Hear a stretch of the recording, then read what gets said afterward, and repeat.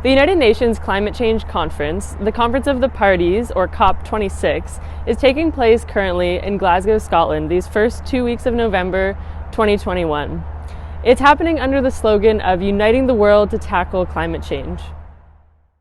While COP26 may look like a crucial meeting of people with the power, wisdom, and commitment to save the planet, in reality, COP26 is highly focused on money-making false solutions like carbon markets and net zero targets.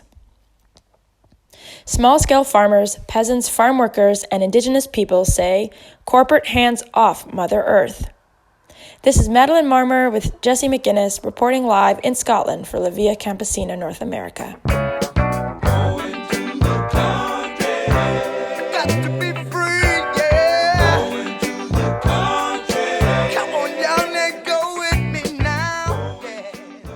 Intergovernmental negotiations at the Conference of the Parties to the UN Framework Convention on Climate Change, or COP, began in the 1990s to create a legally binding framework for countries to reduce their greenhouse gas emissions.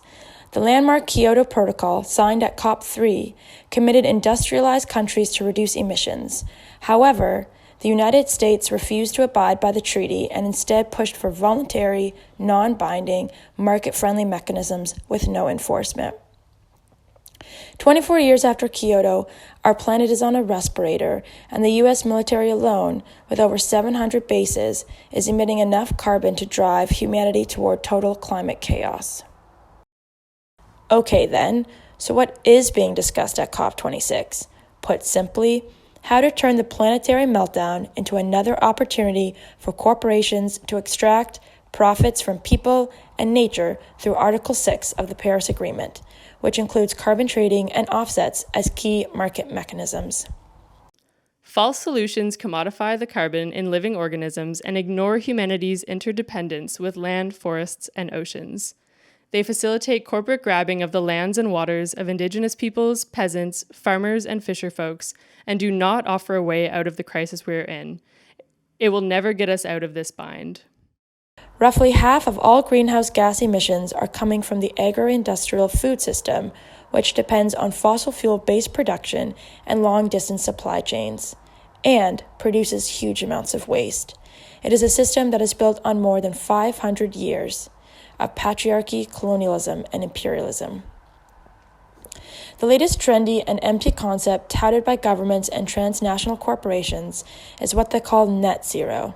Instead of drastically reducing the use of fertilizers and keeping fossil fuels in the ground, with net zero targets, agribusiness and fossil fuel corporations are allowed to pay into a so-called negative emissions scheme like a carbon capture and storage, or disingenuous nature-based solutions projects. They are just buying their way out of responsibility for truly reducing emissions. Net zero proposals have nothing to do with the protection of nature. They are the latest greenwashing trick of corporations wishing to hide that their wealth is wholly dependent on the devaluation and destruction of life. Combating the climate crisis requires real zero, not far off and empty net zero pledges. Only by ending corporate power and taking immediate action to keep oil in the ground can we save our Mother Earth. Agroecology, redistributive land reform, and local food systems are real solutions that can save our planet.